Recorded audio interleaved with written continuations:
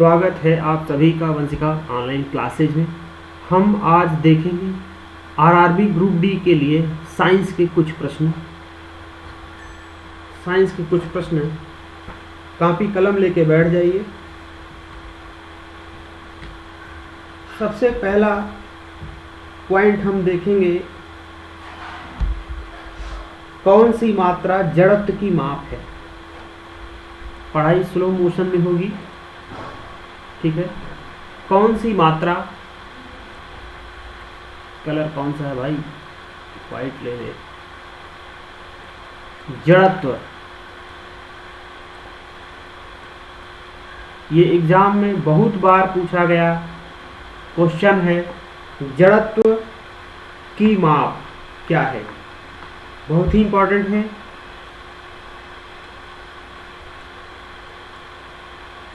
द्रव्यमान, जड़त्व की माप जो है वो द्रव्यमान है। जड़त्व की माप क्या है, द्रव्यमान है, नोट कर लें। और जड़त्व के नियम, जड़त्व कौन सा नियम है, न्यूटन का। जड़त्व न्यूटन का प्रथम नियम है, जब तक कि किसी वस्तु पर बल न लगाया जाए तो वह स्थिर रहेगी, ठीक है। और जब तक कि उसको रोका ना जाए वो गतिशील ही रहेगी, ठीक है। तो जड़त्व का नियम जो है न्यूटन का गति विषयक प्रथम नियम है। न्यूटन के दो नियम हैं। दूसरा नियम जो है, किसी भी वस्तु पर लगाया गया बल उस वस्तु के द्रव्यमान और उस वस्तु के लगने वाले त्वरण के गुणनफल के बराबर होता है। और न्यूटन का गति विषयक तृतीय नियम है, ठीक है। न्यूटन का क्रिया प्रतिक्रिया का नियम, क्रिया प्रतिक्रिया, क्रिया प्रतिक्रिया का नियम, ये न्यूटन का गति विषयक तृतीय नियम है और ये द्वितीय नियम है। और ये पहला नियम इसको जड़त्व का नियम बोलते हैं। इनमें से एक प्रश्न जरूर पूछे जाते हैं, इसको इग्नोर ना करें, ठीक है। एफ है फोर्स। एग्जाम में बल का मात्रक पूछ लिया जाता है। बल का मात्रक, तो एम का मात्रक किलोग्राम, ए त्वरण है मीटर प्रति सेकंड स्क्वायर, किग्रा मीटर प्रति सेकंड स्क्वायर। इसको शॉर्ट में न्यूटन भी बोलते हैं, इसको शॉर्ट में न्यूटन भी बोलते हैं, ठीक है। बहुत ही इंपॉर्टेंट है। ऊर्जा का एक इससे प्रश्न आ रहा है, स्वतंत्र रूप से लटके हुए लकड़ी के एक ढांचे में कील ठोकना कठिन काम होता है।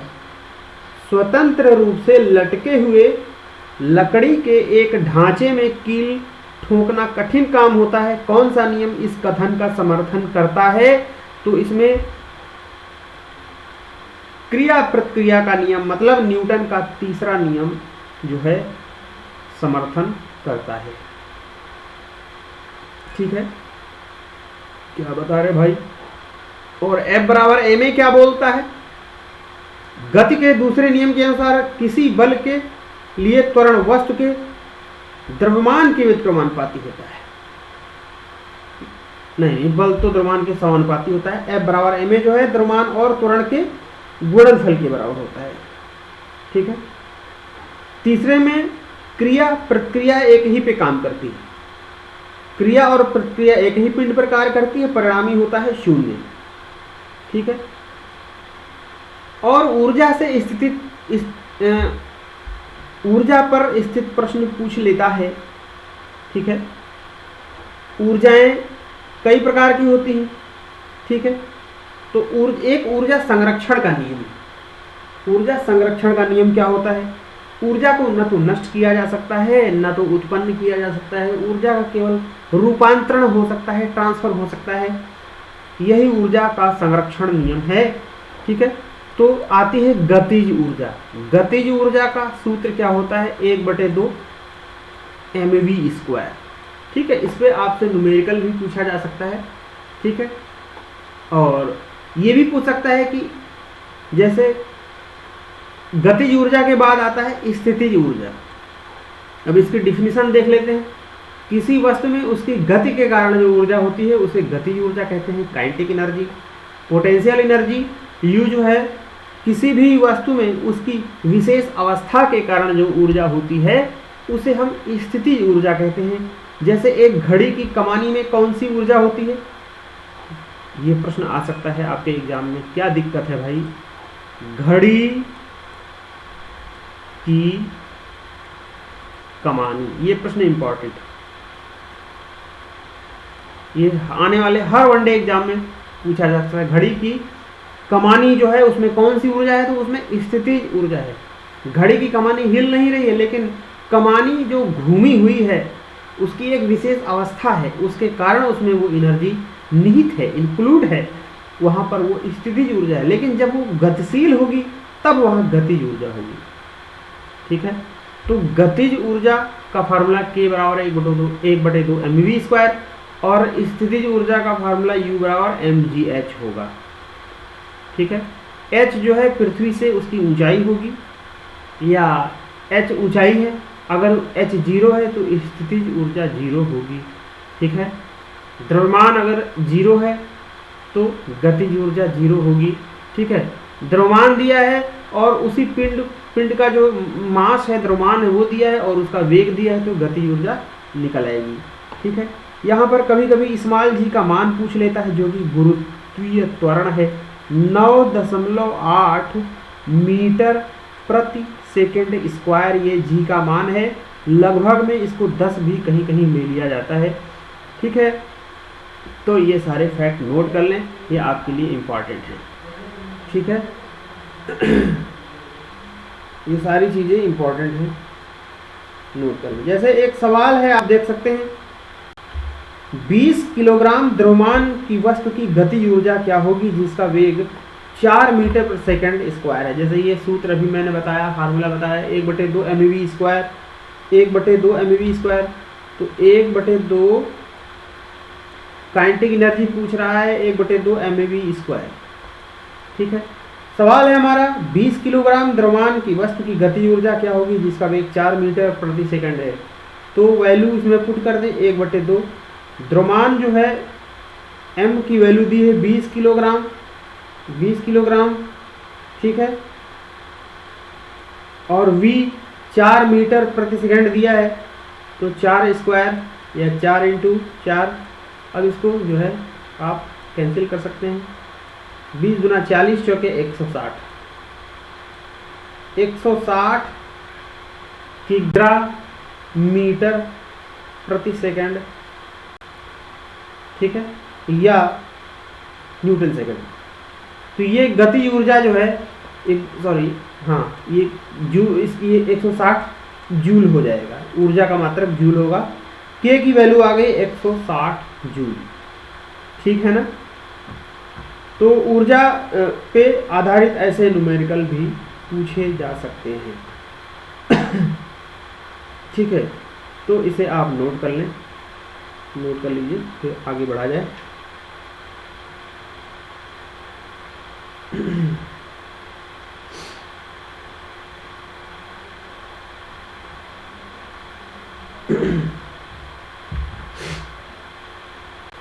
और भी अच्छे अच्छे प्रश्न हैं, जैसे रेडियम की खोज किसने की, रेडियम की खोज किसने की, केमिस्ट्री में आ जाते हैं।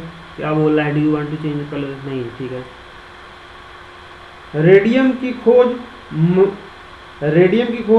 क्यूरी ने की,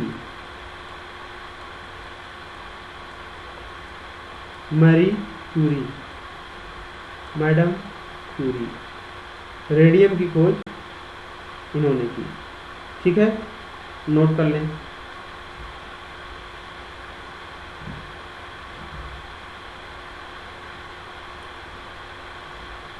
भारी जल का सूत्र क्या है, हाइड्रोजन के 3 समस्थानिक होते हैं, प्रोटियम,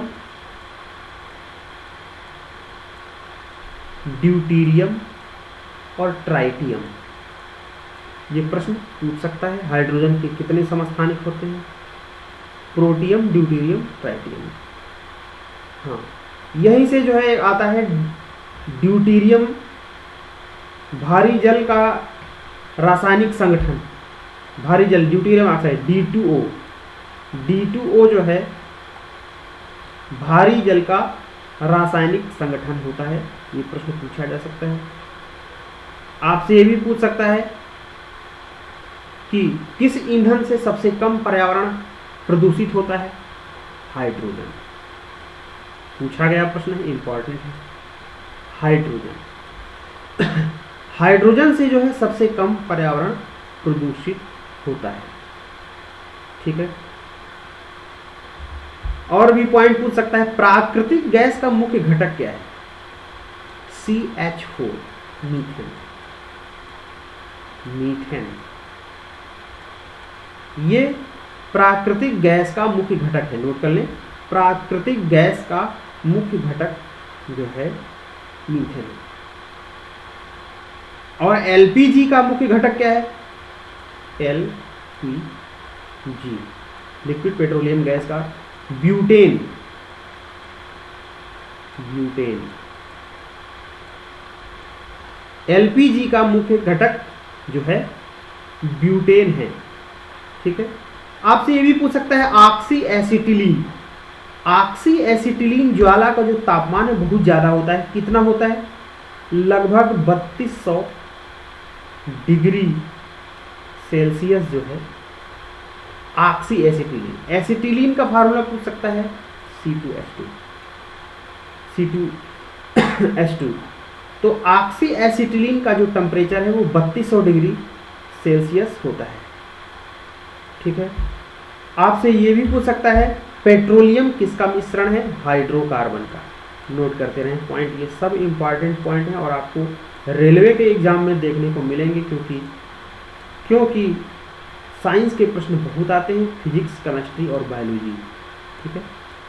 हाइड्रोकार्बन, पेट्रोलियम जो है वो हाइड्रोकार्बन का एक मिश्रण है। ठीक है। नोट कर लें। किसको भूरा कोयला कहा जाता है? लिग्नाइट। लिग्नाइट लिग्नाइट को भूरा कोयला कहा जाता है। और प्रश्न यहाँ एक बन रहा है, हाइड्रोजन बम किस सिद्धांत पर आधारित है? अनियंत्रित संलयन अभिक्रिया पर। नाभिकीय संलयन, नाभिकीय संलयन। हाइड्रोजन बम नाभिकीय संलयन पर आधारित है। परमाणु बम जो है वो नाभिकीय विखंडन पर आधारित है। नोट कर लीजिए, हाइड्रोजन बम नाभिकीय संलयन अभिक्रिया पर आधारित है और परमाणु बम नाभिकीय विखंडन अभिक्रिया पर आधारित है। नोट कर लीजिए। नोट कर लीजिए।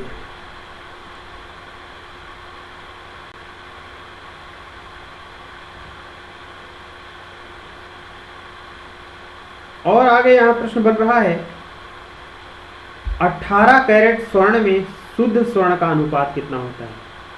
75% होता है। प्रतिशत और रेशियो एक ही चीज है।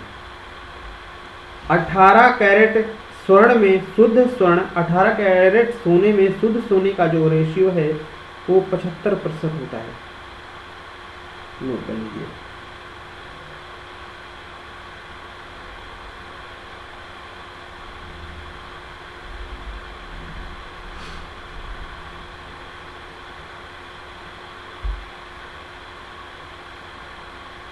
बारूद एक मिश्रण होता है। बारूद एक मिश्रण होता है काहे का? नाइट्रेट का और सल्फर। नोट करते रहें, महा इंपॉर्टेंट क्वेश्चन है जो कि आपको एग्जाम में देखने को मिलेंगे। और चारकोल का।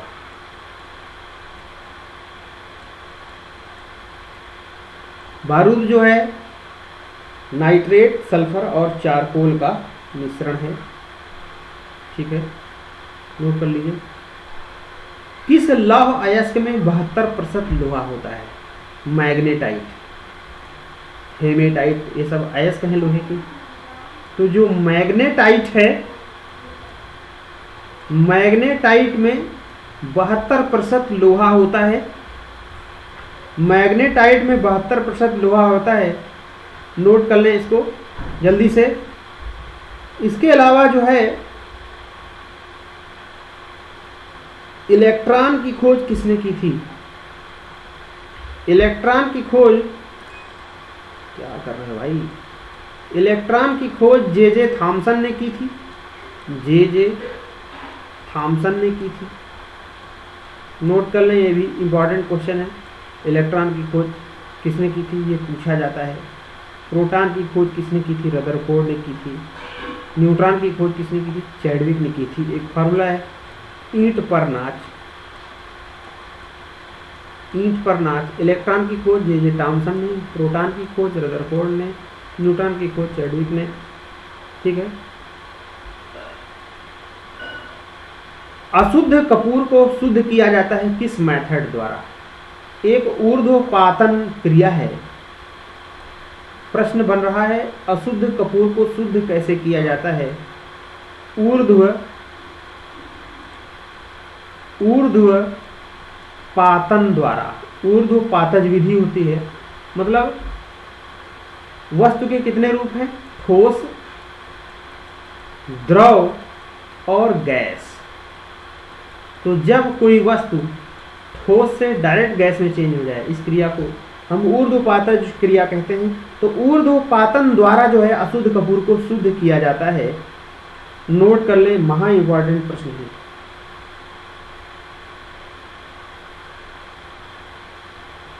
सबसे अच्छा कुचालक कौन सा है? कांच। सबसे अच्छा कुचालक कौन सा है? कांच। पीबी लेड सबसे अच्छा कुचालक है। नोट कर लें, बहुत इंपॉर्टेंट प्रश्न है ये सब, आपको एग्जाम में देखने को मिलेंगे। फैराड किसकी इकाई है? धारिता की। धारिता। धारिता की इकाई फैराड है। धारिता की इकाई फैराड है। और प्रतिरोध की इकाई क्या है? ओम है। ओम। एक सूत्र आपने पढ़ा होगा, V बराबर IR। विभवांतर बराबर धारा बटे प्रतिरोध। V, ये क्या लिख दिया मैंने, V बराबर IR। तो विभवांतर बराबर धारा इंटू ओम। ठीक है। V बराबर IR। प्रतिरोध का जो यूनिट है ओम होता है। ठीक है। इसी में एक सूत्र होता है V बराबर W/Q। आवेश। आवेश जो अट्रैक्शन होता है प्लस माइनस का, आवेश कूलाम Q। आवेश का मात्रक होता है कूलाम। ये भी एग्जाम में बहुत पूछा जाता है। आवेश का मात्रक बताइए। तो आवेश का मात्रक होता है कूलाम। विभवांतर का मात्रक होता है वोल्ट। प्रतिरोध का मात्रक होता है ओम। धारिता जो है उसका मात्रक है फैराड। तो ये सब चीजें बहुत इंपॉर्टेंट है, सब नोट कर लें, इसको हल्के में ना लें। चुंबकीय क्षेत्र की माप की इकाई टेस्ला। चुंबकीय क्षेत्र की माप की इकाई है टेस्ला। नोट कर लें। बैटरी का आविष्कार किसने किया? वोल्टा ने। बैटरी का आविष्कार किसने किया? वोल्टा ने। ये बहुत इंपॉर्टेंट प्रश्न है, नोट कर लें। बैटरी का आविष्कार किसने किया? वोल्टा ने।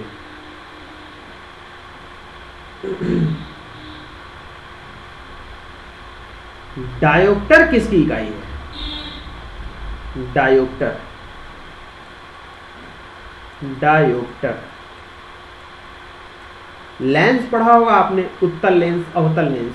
तो उसकी जो पावर होती है, पावर क्षमता, लेंस की क्षमता, लेंस की क्षमता की इकाई जो है वो क्या है? डायोप्टर है। डायोप्टर है, डी से डिनोट करते हैं, डायोप्टर जो है इसकी इकाई है। ठीक है, एक बहुत अच्छा प्रश्न आता है एग्जाम में, तारों का रंग किस पर निर्भर करता है? तो तारों का रंग जो है उसके टेम्परेचर, तापमान पर निर्भर करता है, ये बहुत पूछा जाता है। ठीक है, तारों का रंग उसके तापमान पर निर्भर करता है।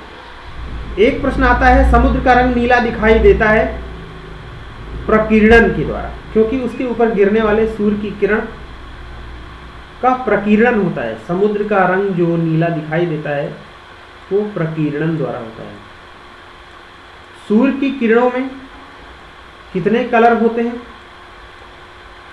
सूर्य की किरण से जो प्रकाश आता है उसमें कलर होते हैं 7, और विबग्योर शॉर्ट की है याद करने की,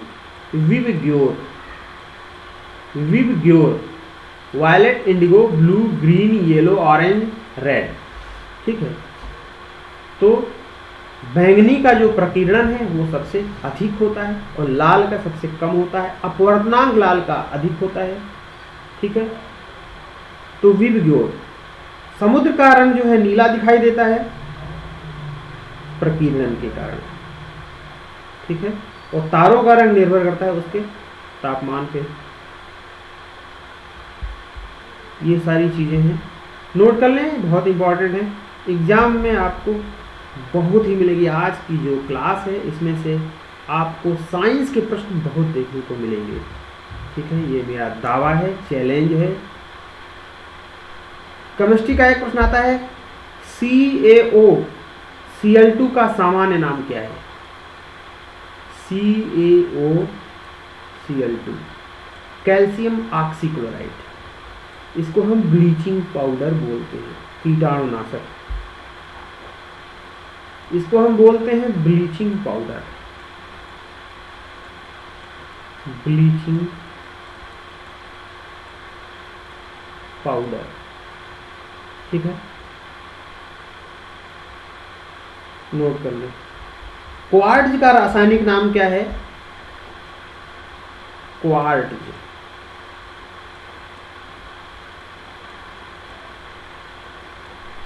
क्वार्ट्ज का रासायनिक नाम है sodium silicate, sodium silicate, sodium silicate जो है क्वार्ट्ज का रासायनिक नाम है। ठीक है, सॉलिड वेस्ट को किस नाम से जाना जाता है? सॉलिड वेस्ट, सॉलिड वेस्ट को किस नाम से जाना जाता है? स्लज से, स्लज से, सॉलिड वेस्ट को स्लज के नाम से जाना जाता है। ठीक है, तो ये इंपॉर्टेंट है। पोटेशियम परमैंगनेट, यही लाल पाउडर KMnO4। ठीक है, KMnO4 पोटेशियम परमैंगनेट, ये पूछा जाता है, इंपॉर्टेंट क्वेश्चन है। सबसे हल्का रेडियो एक्टिव तत्व, बहुत इंपॉर्टेंट क्वेश्चन है। सबसे हल्का रेडियो एक्टिव तत्व ट्राइटियम, ट्राइटियम, ट्राइटियम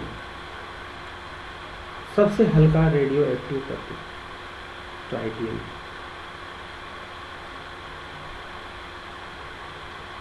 हीरे का जो एक कैरेट है, हीरे का एक कैरेट किसके बराबर होता है? 200 मिलीग्राम। हीरे का एक कैरेट 200 मिलीग्राम के बराबर होता है। महा इंपॉर्टेंट क्वेश्चन, नोट कर लें। बेकिंग सोडा का रासायनिक सूत्र, बेकिंग सोडा का रासायनिक सूत्र NaHCO3, sodium bicarbonate, NaHCO3, sodium bicarbonate, baking soda का रासायनिक सूत्र।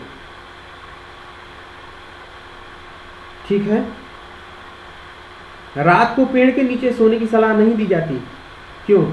क्योंकि रात में पौधे कार्बन डाइऑक्साइड जो है का मोचन करते हैं, दिन में वो ऑक्सीजन देते हैं। कुछ पौधे हैं सुनने में आता है, जैसे नीम है, पीपल है, ये रात में भी ऑक्सीजन देते हैं, लेकिन रात में पेड़ों के नीचे नहीं सोना चाहिए क्योंकि वो कार्बन डाइऑक्साइड का उत्सर्जन करते हैं। ठीक है। गाय का जो दूध का रंग है वो थोड़ा पीलापन किसकी उपस्थिति के कारण होता है? केरोटीन। केरोटीन। गाय के दूध का पीलापन केरोटीन के कारण होता है। ठीक है। नोट कर लें, ये बहुत इंपॉर्टेंट है।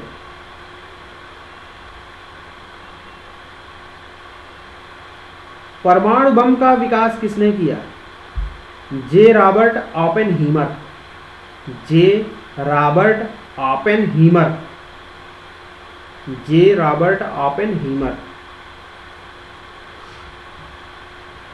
नोट करते रहें, बहुत ही इंपॉर्टेंट क्वेश्चन है।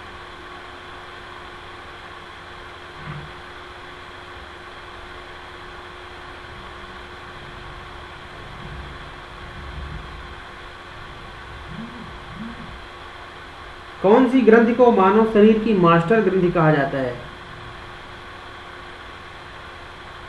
कौन सी ग्रंथि को मानव शरीर की मास्टर ग्रंथि कहा जाता है? पीयूष ग्रंथि। पीयूष ग्रंथि। नोट कर लें, बहुत इंपॉर्टेंट क्वेश्चन है।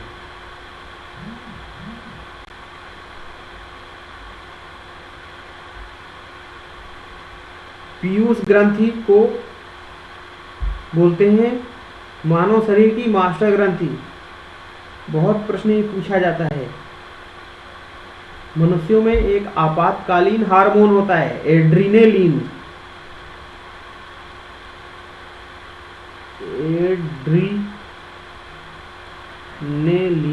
एड्रीनेलिन ये आपातकालीन हार्मोन, इसको जाना जाता है। अंतःस्रावी ग्रंथि का एक उदाहरण बताइए। थायराइड। थायराइड।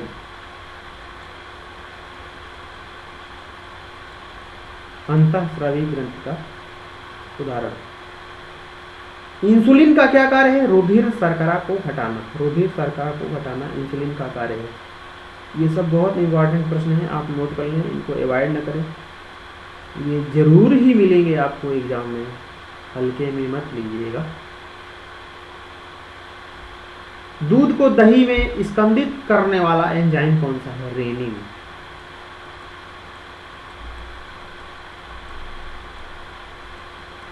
रेनिन। दूध को दही में स्कंदित करने वाला एंजाइम रेनिन है। रेनिन नोट कर लीजिए। किस विटामिन में नाइट्रोजन होता है? Vitamin B. किस विटामिन में नाइट्रोजन होता है? Vitamin B.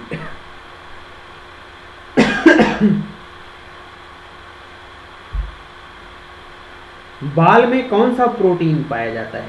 Keratin. Keratin. Keratin. Keratin protein जो है वो बाल में पाया जाता है। विटामिन कौन से हैं जो जल में घुलनशील हैं? बी एंड सी। ये जल में घुलनशील विटामिन है।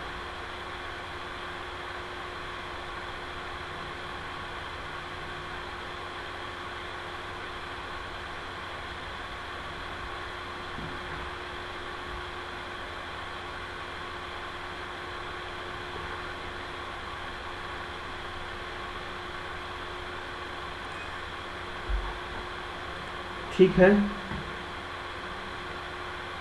सौर बैटरियों में प्रयुक्त पदार्थ में क्या होता है? सिलिकॉन। इससे प्रश्न बहुत उठते हैं। सिलिकॉन अर्धचालक है, इससे जुड़ा हुआ प्रश्न आता ही आता है। सौर बैटरियों में प्रयुक्त पदार्थ होता है सिलिकॉन। ठीक है।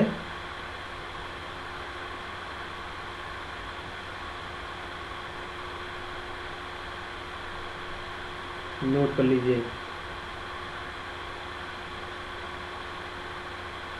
गुब्बारों में कौन सी गैस प्रयोग की जाती है? हीलियम। हीलियम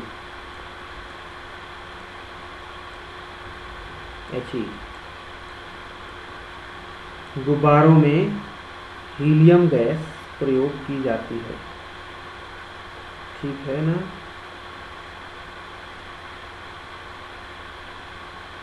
नोट कर लीजिए।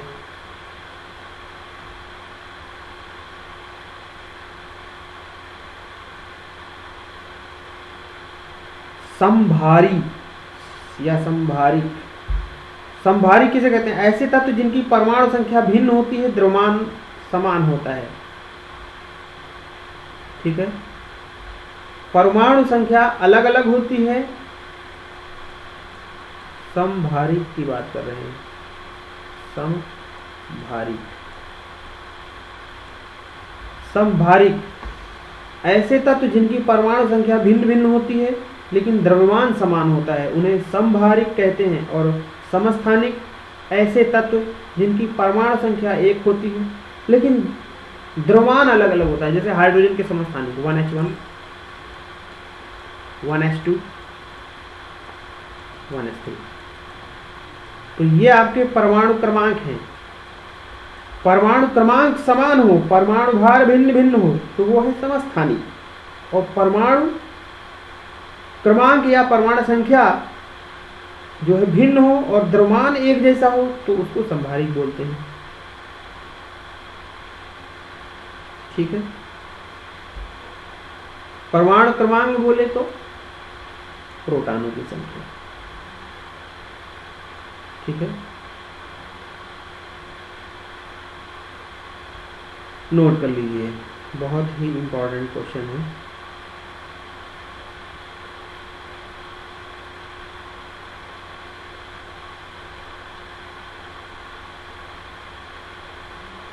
एक प्रश्न है, ऊष्मा का सबसे अच्छा चालक लेकिन विद्युत का खराब चालक कौन सा है? अभ्रक।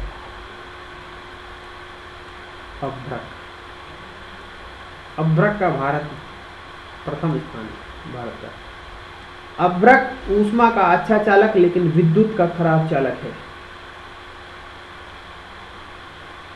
ठीक है।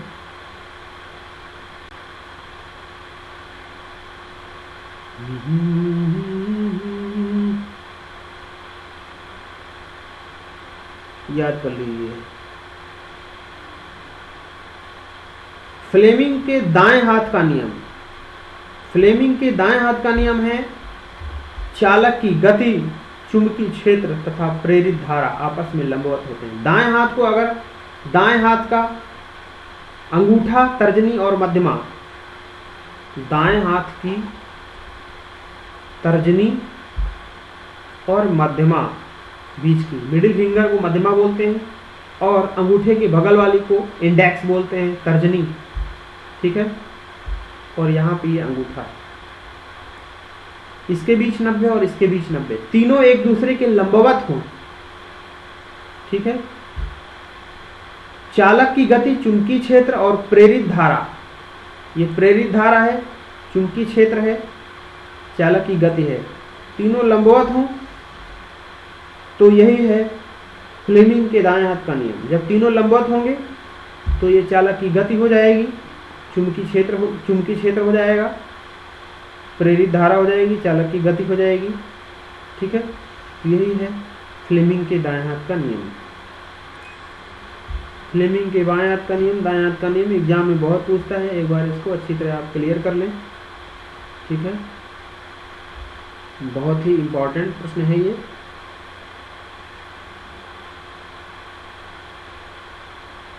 जीरो केल्विन ताप किसके बराबर होता है? जीरो केल्विन ताप जो है वो 273 डिग्री सेल्सियस के बराबर होता है और C/5 F-32/9 शायद ये होता है सेल्सियस और फ़ारेनहाइट के बीच का संबंध। एक बार क्लियर कर लीजिएगा, थोड़ा सा भूल रहा हूँ। c/5 F minus 32/9। अगर आपसे कहे कि सेल्सियस को फ़ारेनहाइट में बदलिए या फ़ारेनहाइट को सेल्सियस में बदलिए तो इसी फॉर्मूले से बदलते हैं। ठीक है,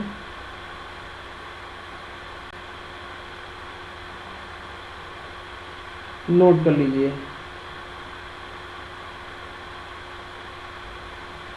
नोट कर लें।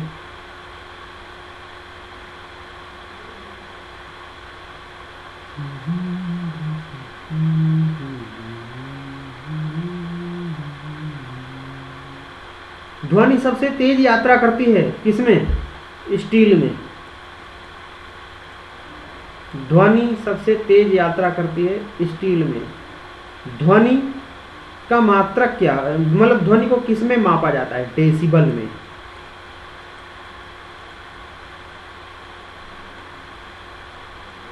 ध्वनि को डेसिबल में मापा जाता है। ध्वनि सबसे तेज यात्रा करती है स्टील में। ध्वनि ऊर्जा को वैद्युत ऊर्जा में परिवर्तित किया जाता है माइक्रोफोन के द्वारा। ध्वनि ऊर्जा को वैद्युत ऊर्जा में परिवर्तित किया जाता है माइक्रोफोन द्वारा।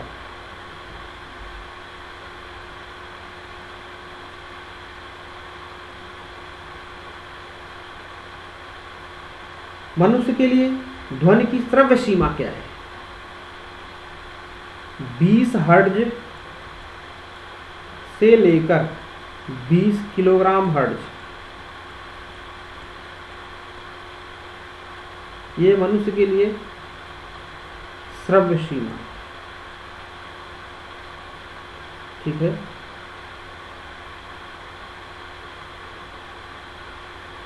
औसत वयस्क व्यक्ति के लिए ध्वनि की श्रव्य सीमा 20 हर्ट्ज से लेकर 20,000 हर्ट्ज, ये वही चीज़ लिखी हुई है। किलोग्राम को 1 किलोग्राम में 1000 होता है, तो ये हो गया 20 हर्ट्ज से 20,000 हर्ट्ज या 20 हर्ट्ज से 20 किलोग्राम हर्ट्ज तक जो है ये श्रव्य सीमा है। ठीक है, और 20,000 हर्ट्ज से भी ऊपर अल्ट्रासोनिक ध्वनियाँ हो गई। ठीक है, जो हमें सुनाई नहीं देंगी, चमगादड़ों को सुनाई देंगी। ठीक है, आप बार बार क्यों आते हैं?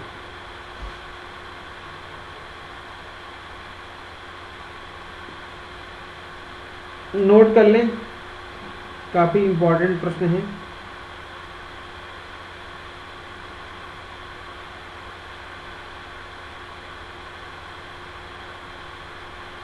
ल्यूमेन, ल्यूमेन एकक क्या है? ज्योति फ्लक्स का मात्रक। ज्योति फ्लक्स, फ्लक्स ल्यूमेन एकक है ज्योति फ्लक्स का मात्रक।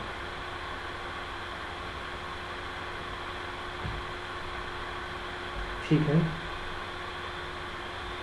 पानी की बूंदों का तेली पृष्ठ पर न चिपकने का कारण क्या है? पृष्ठ तनाव। पृष्ठ तनाव।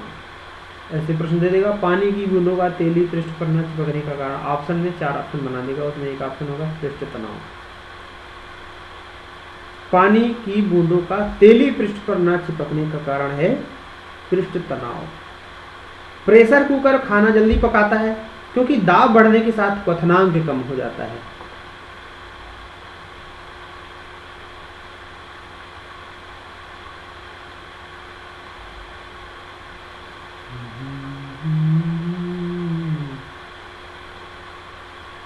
गुरुत्वाकर्षण का नियम किसने दिया? न्यूटन ने। न्यूटन ने गुरुत्वाकर्षण का नियम दिया कि कोई वस्तु पृथ्वी पर ही गिरेगी, चाहे जहां फेंकिए। पृथ्वी से बाहर निकलने का वेग क्या है? जिसको हम पलायन वेग भी बोलते हैं। बहुत इंपॉर्टेंट क्वेश्चन है। 11.2 किमी प्रति सेकंड। 1 सेकंड में जब 11.2 किलोमीटर की रफ्तार से जब आप चलेंगे तो पृथ्वी से बाहर निकल पाएंगे। नहीं कहेंगे तो पृथ्वी खींच लेगी आपको, गुरुत्वाकर्षण बल लगेगा।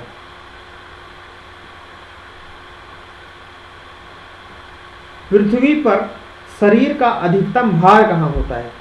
धरातल पर। क्या दिक्कत है? धरातल पर पृथ्वी पर शरीर का अधिकतम भार कहाँ होता है? धरातल पर। ठीक। भूमध्य रेखा से उत्तर ध्रुव की ओर बढ़ते हैं तो जी का मान घटता है बढ़ता है? बढ़ता है। भूमध्य रेखा से उत्तर ध्रुव की ओर बढ़ते हैं तो जी का मान बढ़ता है।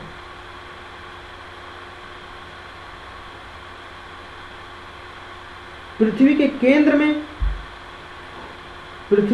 केंद्र में जो है पिंड का वजन क्या होता है? 0। बहुत इंपॉर्टेंट क्वेश्चन है। पृथ्वी के केंद्र में पिंड का वजन 0 होता है।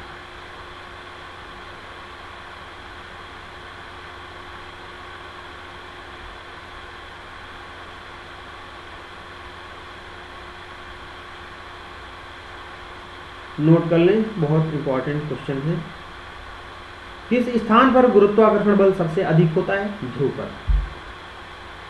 ध्रुवों पर जो है,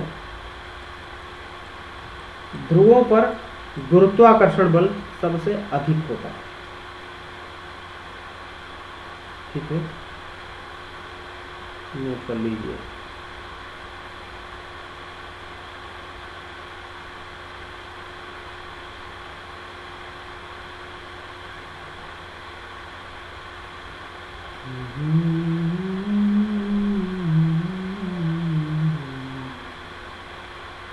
नोट कर लें भाई।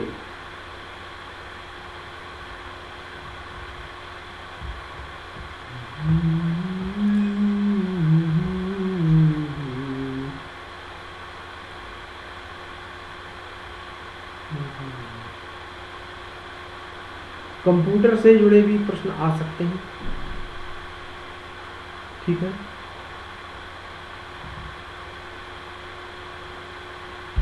आपसे पूछ सकता है ROM RAM, read only memory, read access memory, इसकी फुल फॉर्म है। ईमेल का आविष्कार किसने किया? V A. Shiva Ayyadurai. V A. Shiva Ayyadurai email का आविष्कार किया। C++ क्या है? ये प्रोग्रामिंग लैंग्वेज है। ठीक है, C++, HTML, ठीक है, विजुअल बेसिक, ये सब। ATM का फुल फॉर्म क्या है? Automated teller machine. Automated teller machine, ये सब पूछा जा सकता है, महा इंपॉर्टेंट है। CAD का computer aided design, computer aided design. किसी शब्द की लंबाई की माप की इकाई क्या होगी? बिट। किसी शब्द की लंबाई की माप की इकाई बिट। 1 GB जो है 1024 KB के बराबर होता है। 1 GB, ठीक है, इसको याद कर लें, सब इंपॉर्टेंट प्रश्न है। डॉट मैट्रिक्स किसका उदाहरण है? प्रिंटर का। डॉट मैट्रिक्स किसका उदाहरण है? प्रिंटर का। JPEG का क्या है? Joint photographic experts group. ये सब फुल फॉर्म पूछता है। JPEG, joint photographic experts group.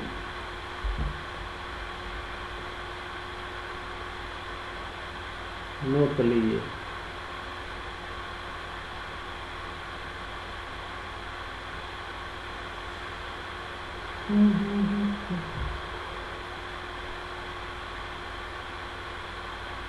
वह नेटवर्क जो इंटरनेट का आधार बन गया, ARPANET। वह नेटवर्क कौन सा था?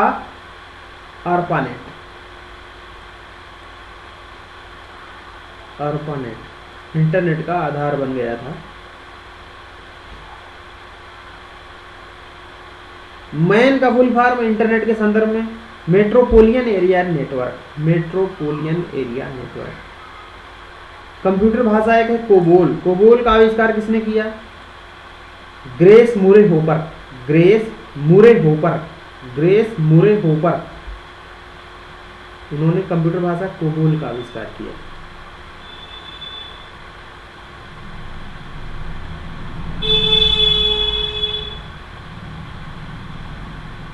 और रक्तता किसकी कमी के कारण होता है? Folic acid.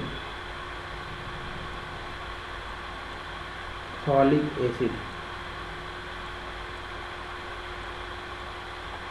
फॉलिक एसिड और रक्तता की बीमारी फॉलिक एसिड के कारण होती है। चेचक होने का कारण क्या है? कौन सा वायरस है? वेरिओला। वेरिओला। वेरिओला, ठीक है। नींद न आने के लिए प्रयुक्त जो डॉक्टरी शब्द है वो कौन सा है? इंसोम्निया।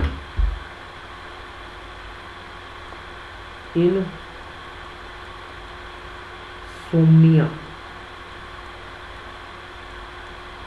इंसोम्निया। इंसोम्निया, ठीक है।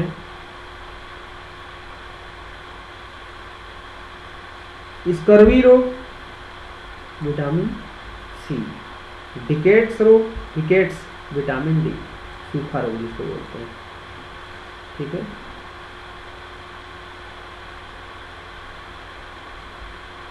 इटाई, इटाई जो है किसके विषाक्तता के कारण होता है? कैडमियम।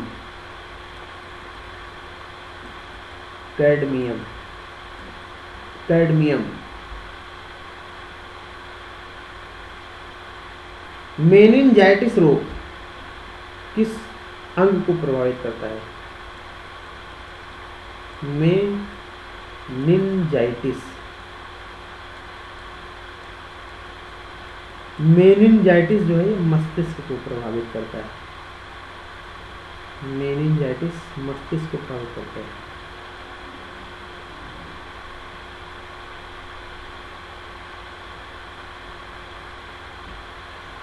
नोट कर लीजिए, महा इंपॉर्टेंट प्रश्न है जो आप देख रहे हैं।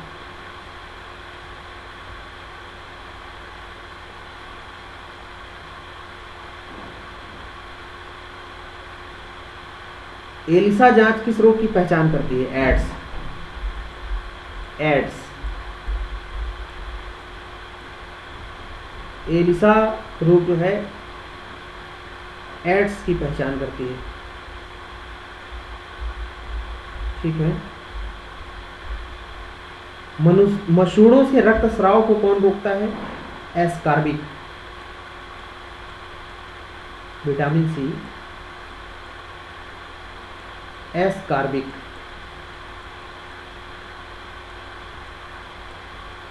एस्कार्बिक अम्ल जो है मसूड़ों से रक्तस्राव को रोकता है।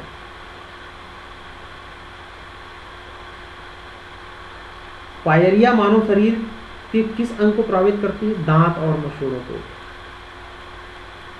दांत और मसूड़ों को।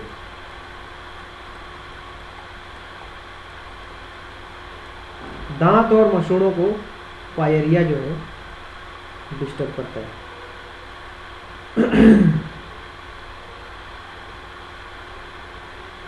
Swine flu. स्वाइन फ्लू किससे फैलता है? विषाणु से, वायरस से। वायरस, विषाणु से। डार्ट्स नामक इलाज किस बीमारी के लिए किया जाता है? क्षय रोग। क्षय रोग। डार्ट्स नामक इलाज किस बीमारी के लिए किया जाता है? क्षय रोग। अल्जाइमर। एल्जाइमर। एल्जाइमर रोग के कारण मानव शरीर का कौन सा अंग प्रभावित होता है? मस्तिष्क। मस्तिष्क, ठीक है। ये सब महा इंपॉर्टेंट क्वेश्चन हैं, आप इन्हें इग्नोर ना करें, ये जरूर आपको एग्जाम में मिलेंगे। एक आसान प्रश्न, घेंघा नामक रोग किसकी कमी के कारण होता है? आयोडीन। आयोडीन आयोडीन युक्त नमक ही खाएं। घेंघा नामक रोग जो है आयोडीन की कमी के कारण होता है। व्हील्स रोग कौन सा अंग प्रभावित होता है? व्हील्स में लीवर।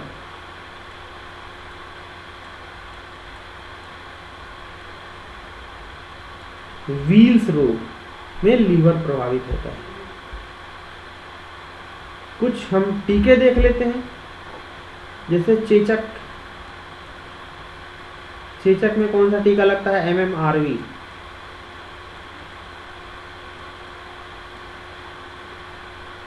पोलियो में कौन सा लगता है?